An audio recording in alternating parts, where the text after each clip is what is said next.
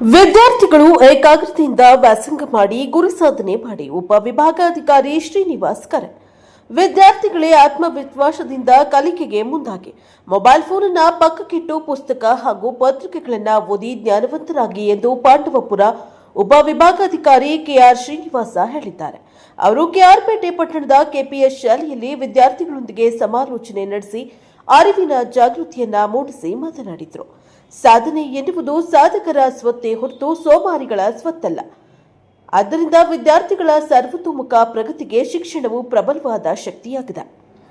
ಜಾಗತಿಕ ಜಗತ್ತಿನ ಇಂದಿನ ಸ್ಪರ್ಧಾ ಪ್ರಪಂಚದಲ್ಲಿ ವಿದ್ಯಾರ್ಥಿಗಳು ಶಿಕ್ಷಣದ ಜೊತೆಗೆ ಲೋಕಜ್ಞಾನದ ಬಗ್ಗೆಯೂ ಅರಿವನ್ನ ಹೊಂದಬೇಕು. ಪಠ್ಯದ ಜೊತೆಗೆ ಸಾಂಸ್ಕೃತಿಕ ಚಟುವಟಿಕೆಗಳು ಸೇರಿದಂತೆ ಕ್ರೀಡಾ ಚಟುವಟಿಕೆಗಳಲ್ಲಿಯೂ ಸಕ್ರಿಯವಾಗಿ ಭಾಗವಹಿಸಿ ಏಕಾಗ್ರತೆಯಿಂದ ಅಭ್ಯಾಸ ಮಾಡಿದರೆ ಖಂಡಿತವಾಗಿಯೂ ಸಾಧನೆ ಮಾಡಿ ಗುರಿ ಮುಟ್ಟಬಹುದಾಗಿದೆ. ವಿದ್ಯಾರ್ಥಿಗಳು ನಾಗರಿಕ ಸಮಾಜದಲ್ಲಿ ನಡೆಯುವ ಅನ್ಯಾಯ, ಅಕ್ರಮಗಳು ಹಾಗೂ ಭ್ರಷ್ಟಾಚಾರದ ಬಗ್ಗೆ ಪ್ರಶ್ನಿಸುವ ಮನೋಭಾವನೆ ಬೆಳೆಸಿಕೊಂಡು ಸಮಾಜದ ಮುಖಿಯಾಗಿ ಹೆಜ್ಜೆ ಹಾಕಬೇಕು. ತಂದೆ ತಾಯಿಗಳು ಹಾಗೂ ಗುರು ಹಿರಿಯರನ್ನ ಗೌರವಿಸುವ ಮನೋಭಾವನೆ ಬೆಳೆಸಿಕೊಂಡು ಮುನ್ನಡೆಯಬೇಕು ಎಂದು ಉಪವಿಭಾಗಾಧಿಕಾರಿ ಶ್ರೀನಿವಾಸ್ ಹೇಳಿದ್ದಾರೆ. ಕೆಪಿಎಸ್ ಶಾಲೆಯ ಉಪ ಪ್ರಾಂಶುಪಾಲ ರಾಘವೇಂದ್ರ ಹಾಗೂ ಶಿಕ್ಷಕರು ಉಪಸ್ಥಿತರಿದ್ದರು. Bureau report doctor KR Neelakantha, ಪ್ರಜಾಪವ ಟಿವಿ, ಕೃಷ್ಣರಾಜಪೇಟೆ. ಸೆಕ್ಷನ್ 1 ಕೋರ್ಸ್ಗಳಾಯಿತು ಅಂತಂದ್ರೆ ನಿಮ್ಮಿಂದ ಅನೇಕ ಪತ್ರಗಳು ನಮ್ಮ ಕಂಪ್ಲೇಂಟ್ ಬಾಕ್ಸ್ಗೆ ಬಂದವು ಅಲ್ವಾ? ಇಷ್ಟೇ ಪತ್ರ ಅಲ್ಲ, 100 ಪತ್ರಗಳು ನಮ್ಮ ಕೈಯನ್ನ ಸೇರಿದ್ವು. ಇಡೀ ಶಾಪವನ್ನು ಕೂಡ ನೀವು ಹಾಕಿದ್ರಿ ನನಗೆ ಎಲ್ಲ ಟೀಚರ್ಸ್ಗೆ. ನಿಮಗೆ ಧಿಕ್ಕಾರ ಮಾಡದೆ ಹೋದ್ರೆ ನಾವು ಸ್ಟಾಫ್ ರೂಮ್ ಮುಂದೆ ಬಂದು ಗಲಾಟೆ ಮಾಡ್ತೀವಿ. ನಾವು ಮೊದಲಿದ್ದಂತೆ ನಮ್ಮನ್ನ ಅದೇ ಶಿಕ್ಷಣ ಕೂರಿಸಿ 3 ವರ್ಷ ನೀವು ಕೇಳಿಸ್ಕೊಳ್ಳಿ, 3 ವರ್ಷ ನೀವು ನಮ್ಮನ್ನ ಒಂದ್ ಮಾಡಿರ್ತಕ್ಕಂಥವ್ರು, ಒಂದಾಗಿ ಕರ್ಕೊಂಡು ಬಂದಿರ್ತಕ್ಕಂಥವ್ರು ಈಗ 2 ತಿಂಗಳು ಫ್ರೆಂಡ್ಸ್ ಅನ್ನ ದೂರ ಮಾಡ್ತೀರಾ. ನಮ್ ರಿಸಲ್ಟ್ ಏನಾದ್ರು ಕಡಿಮೆ ಆದ್ರೆ ಅದಕ್ಕೆ ನೀವೇ ಕಾರಣ, ನೀವೇ ಹೊಣೆಗಾರರನ್ನ. ಈ ಪತ್ರಗಳೆಲ್ಲ ಯಾರೊಬ್ರು ರಕ್ತದಲ್ಲೂ ಕೂಡ ಬಂದಿದ್ದಾರೆ. ಇದು ನಮ್ಮ ಇನ್ಕಮ್ ಸರ್ಟಿಫಿಕೇಟ್ ಕೊಟ್ಟು ಬಂದಿರ್ತೀರಿ, ಹೌದಲ್ಲ? ಇನ್ಕಮ್ ಸರ್ಟಿಫಿಕೇಟ್, ಕ್ಯಾಸ್ಟ್ ಸರ್ಟಿಫಿಕೇಟ್, ನಿಮ್ದು ಅಷ್ಟು ಇನ್ಕಮ್ ಸರ್ಟಿಫಿಕೇಟ್, ಕ್ಯಾಸ್ಟ್ ಸರ್ಟಿಫಿಕೇಟ್ ಹೌದು ಇವ್ರ ಕುಟುಂಬಕ್ಕೆ ಇಷ್ಟು ವರಮಾನ ಬರ್ತದೆ, ಇವ್ರು ಈ ಜಾತಿಗೆ ಸೇರಿದವರು ಅಂತ ಅಪ್ರೂವ್ ಮಾಡೋದು ಇವರು ಇಡೀ ಹೋಗ್ಲಿಗೆ, ಎಸ್ಪೋ ಹೋಗ್ಲಿಗೆ, ಇಡೀ ನಮ್ಮ ಕೆಆರ್ಪೇಟೆ ತಾಲೂಕಿಗೆ ಒಂದು 5-6 ಜನ ಈ ತರ ರೆವಿನ್ಯೂ ಇನ್ಸ್ಪೆಕ್ಟರ್ಸ್ ಅಂತ ಇರ್ತಾರೆ. ಒಂದು ಹೋಗ್ಲಿಗೆ ಹೆಡ್ ಆಗಿರ್ತಾರೆ. ಇವ್ರ ಅಂಡರಲ್ಲಿ ವಿಲೇಜ್ ಅಕೌಂಟೆಂಟ್ ಅಂತ ಇರ್ತಾರೆ. ಅವರು ಕೂಡ ಸಹಾಯವನ್ನು ಮಾಡ್ತಾರೆ. ನಿಮ್ಗೆ ಏನು ಅಪ್ಪ ಅಮ್ಮಗೆ ನಿಮ್ಮ ಮನೇಲಿ ರೇಷನ್ ಕಾರ್ಡ್ ಇರ್ತದೆ, ಅಷ್ಟು ರೇಷನ್ ಕಾರ್ಡ್ ಮಾಡಲಿಕ್ಕೆ ಸೈನ್ ಹಾಕ್ಕೊಡ್ಬೇಕು ಇವರು. ಅಷ್ಟು ಮತದಾರ ಗುರುತಿನ ಚೀಟಿ ಇರುತ್ತಲ್ಲ ನಿಮ್ಮ ಮನೆಯಲ್ಲಿ, ಅವರೆಲ್ಲ ಕರೆಕ್ಟಾಗಿ 18 ವರ್ಷ ತುಂಬಿದೆಯಾ, ಭಾರತದ ನಾಗರಿಕರ ಅಂತ ಅಷ್ಟಕ್ಕೆಲ್ಲವಕ್ಕೂ ಕೂಡ ಪ್ರತಿಯೊಂದಕ್ಕೂ ಕೂಡ ಇವ್ರು ಸೈನ್ ಹಾಕ್ಬೇಕು. This is an important post. RI ಅಂದರೆ ಜ್ಞಾನೇಶ್ ಅಂತ. ನಾನು ಹೋಗ್ತಾ ಇದ್ದೀನಿ, ಮಕ್ಕಳಿಗೆ ಏನಾದ್ರು ಒಂದಷ್ಟು ಸಿಹಿ ತಿನಿಸುಗಳನ್ನ ಕೊಡಿಸಿದ್ರೆ ಇವತ್ತು ಅವರು ದಾನಿಗಳಾಗಿ ನಿಮಗೆಲ್ಲ ಸ್ವೀಟ್ ತಗೊಂಡು ಕೊಡಿಸಿದ್ದಾರೆ. ಜೋರ ಚಪ್ಪಾಳೆ.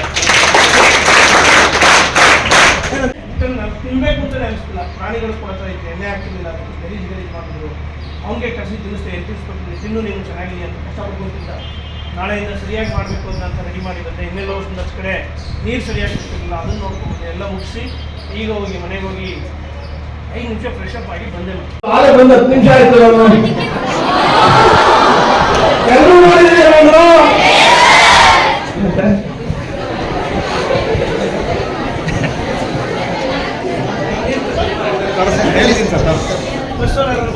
ಹಿನ್ನೆಲೆಯಲ್ಲಿ ಹುಟ್ಟು ಬಡತನದ ಕಷ್ಟಗಳನ್ನೇ ಅನುಭವಿಸ್ತಾ ಉನ್ನತವಾದಂತಹ ಸಾಧನೆಗೆ ಬಂದವರು ನಮ್ಮ ಬದುಕಿಗೆ ಆದರ್ಶಪ್ರಾಯರಾಗ್ತಾರೆ. ನಾವು ಸಿನಿಮಾ ನಟರುಗಳನ್ನ ಮತ್ತೊಬ್ಬರನ್ನ 1-2 ಸಿನಿಮಾಗಳಲ್ಲಿ ನೋಡಿ ಆದರ್ಶವಾಗಿ ಇಟ್ಕೊಳ್ತೀವಿ.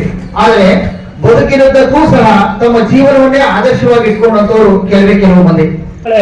ನನ್ನ ಮಗ ದೊಡ್ಡ ಮನುಷ್ಯ ಅನ್ಸ್ಕೊತಾನೆ, ಉತ್ತಮವಾಗಿದ್ದಾನೆ ಈ ಸಮಾಜದಲ್ಲಿ ಅಂತ ಒಂದು ಹೆಮ್ಮೆಯನ್ನ ನಮ್ಮ ತಂದೆ ತಾಯಿಗೆ ಸಾರ್ಥಕತೆ ಅನ್ಸ್ಬೇಕಿಂತ ಮಕ್ಕಳಿಗೆ ನೀವು ಆ ತರ ಸಾಧಿಸ್ತೀನಿ ಅಂತ ಯಾವತ್ತು ಅನ್ಸ್ಕೊತೀರೋ ಆವತ್ತು ನಿಮ್ಮ ಜೀವನದಲ್ಲಿ ಯಾವತ್ತೂ ಫೇಲ್ ಆಗೋದಿಲ್ಲ. ಬರೀ SSLC ಎಲ್ಲ ಮಕ್ಕಳ. ನಾನು ಅದಕ್ಕೆ ನಿಮ್ಮನ್ನ ಬರೀ ಮಾರ್ಕ್ಸ್ ತಗೊಳ್ಳಿ, ಚೆನ್ನಾಗಿ ಓದಿ, ಮಾರ್ಕ್ಸ್ ತಗೊಳ್ಳಿ ಅಂತ ಹೇಳ್ತಾ ಇಲ್ಲ. ನಿನಗೆ ಹಸಿವು ಬರ್ಬೇಕು, ಒಳಗಿಂದ ಜೀವನದ ಹಸಿವು. ನಾನು ನನ್ನ ಜೀವನದಲ್ಲಿ ಏನನ್ನಾದ್ರೂ ಸಾಧಿಸ್ಬೇಕು. ನನಗೆ ಎಷ್ಟು ಕಷ್ಟ ಇದೆ ಮನೆಯಲ್ಲಿ, ನಾನು ಎಷ್ಟು ಸಮಸ್ಯೆ ಇದ್ದೀನಿ. ನಾನು ಇನ್ನು 5 ವರ್ಷ 10 ವರ್ಷ ಬಿಟ್ಕೊಂಡು ನನ್ನ ಬದುಕು ಹೇಗಿರ್ಬೇಕು ಅನ್ನೋ ಕನಸನ್ನ ನೀವು ಕಾಣಬೇಕು ಮಕ್ಕಳು. ಆಗ ನಿಮ್ಗೆ ಸಾರ್ಥಕತೆ ಬರ್ತದೆ. ಹೇಗೆ ತಿರುಮಲೇಶ್ವರು ಒಂದು ಏನು ಇಲ್ಲ ಶೂನ್ಯದಿಂದ ಇವತ್ತು 106 ಜನಕ್ಕೆ ಕೆಲಸ ಕೊಡುವಂತ ವ್ಯಕ್ತಿ ಆಗಿರೋದ್ರಿಂದಲ್ಲ, ಆ ತರ ಒಬ್ಬ ಲತಾ ಭಗವಂತರೇ ಹೇಗೆ ತನ್ನ ಗಂಡನ ಉಳಿಸ್ಕೊಳ್ಳಿಕ್ಕೋಸ್ಕರ ಇಡೀ ಜೀವನವನ್ನ ತ್ಯಾಗಪಟ್ಟು ಗೆಲ್ತಾರಲ್ಲ ಆ ತರ ನೀವುಗಳು ಕೂಡ ನಿಮ್ಮ ಅಪ್ಪ ಅಮ್ಮನ ಕಷ್ಟವನ್ನು ಅರ್ಥ ಮಾಡ್ಕೊಂಡ್ರೆ ಸಾಕು ನೀವು. ಆವತ್ತಿಂದ ನಿಮ್ ಟೀಚರ್ಸ್ ಕುತ್ಕೊಂಡು ಗ್ರೂಪ್ ಸ್ಟಡಿ ಮಾಡ್ರೋ, ಓದ್ಕೊಡ್ರೋ, ಟೀಚರ್ ಇದ್ದಾಗ ಓದೋದು, ರೈತರಿಗೆ ಪಿಸ ಮಾತಾಡೋದು. ನಿನ್ನ ಮನ್ಸಲ್ಲಿ ಅಂತ ಇರ್ತದೆ, ನನ್ನನ್ನು ಯಾರು ಕಾಯುವುದು ಬೇಕಾಗಿಲ್ಲ, ನನ್ನ ಬದುಕು 30 ಮಾರ್ಕ್ಸ್ ನೋಡ್ರೆ ಮೇಸ್ಟ್ ಬದುಕು ಹಾಳಾಗಲ್ಲ. ಮೇಸ್ಟ್ಗೆ ಅಷ್ಟೇ ಸಂಬಳ ಬರ್ತದೆ, ಮುಂದಿನ ವರ್ಷಕ್ಕೆ ಇನ್ನೂ 500 ರೂಪಾಯಿ 1000 ರೂಪಾಯಿ ಹೆಚ್ಚಿಗೆ ಬರ್ತದೆ. ಪ್ರತಿ ವರ್ಷ 1000 ಹೆಚ್ಚಿಗೆ ಮಾಡ್ಕೊಂಡು ಹೋಗ್ತದೆ ಇಂಕ್ರಿಮೆಂಟ್. ನಿಮಗೆ ಮಗು ರಾಸ ಆಗೋದು. ನೀನ್ ರ್ಯಾಂಕ್ ತಗೊಂಡು ನೋಡಿ, ನಾನು ಲಕ್ಷಾಂತರ ರೂಪಾಯಿ ಸಂಬಳ ತಗೋತೀನಿ, ನಾನು ಮಾಸ್ಟರ್ ತಗೊಂಡೋಗಿ ಕೊಡ್ತೀನಾ? ಇಲ್ಲ. ಬಟ್ ಅವ್ನು ಖುಷಿ ಪಡ್ತಾರೆ, ನಮ್ಮ ಮಾಸ್ಟರ್ ನನ್ನ ಸ್ಟೂಡೆಂಟ್ ಅಂತ. ನಿಮ್ಮ ಟೀಚರ್ಗೆ ಖುಷಿ ಅನ್ನಿಸ್ಬೇಕು, ನನ್ನ ಸ್ಟೂಡೆಂಟ್ಸ್ ಇಷ್ಟು ದೊಡ್ಡ ಮಕ್ಕಳು ಬೆಳೆದ್ರು, ಅವ್ನ ಬದುಕು ಚೆನ್ನಾಗಿದೆ, ಅವ್ರ ಬದುಕು ಚೆನ್ನಾಗಿದೆ ಅಂತ ಖುಷಿ ಪಡ್ತಾರೆ. ಅಷ್ಟೇ ಅವ್ರಿಗೆ ಸಿಗೋದು, ಇನ್ನೇನು ಸಿಗಲ್ಲ. ಹಾಗಾಗಿ ನಿಮ್ಮ ಬದುಕು, ನಿಮ್ಮ ಮಾಸ್ಟರ್ ಬೈದ್ರೆ ನಿಮ್ಮ ಒಳ್ಳೇದಕ್ಕೋಸ್ಕರ ಬೈತಾರೆ, ನಿಮ್ಮ ಅಪ್ಪ ಅಮ್ಮ ಬುದ್ಧಿ ಹೇಳಿದ್ರೆ ನಿಮ್ಮ ಒಳ್ಳೇದಕ್ಕೋಸ್ಕರ ಹೇಳ್ತಾರೆ. ಹಾಗಾಗಿ ನೀವು ಜೀವನದಲ್ಲಿ ದೊಡ್ಡ ಕನಸನ್ನೇ ಇಟ್ಕೊಳ್ಳಿ ಮಕ್ಕಳು, ಆ ಫೀಲಿಂಗ್ಸ್ನ ಬೆಳೆಸ್ಕೊಳ್ಳಿ. ನನ್ನ ಜೀವನದಲ್ಲಿ ನಾನು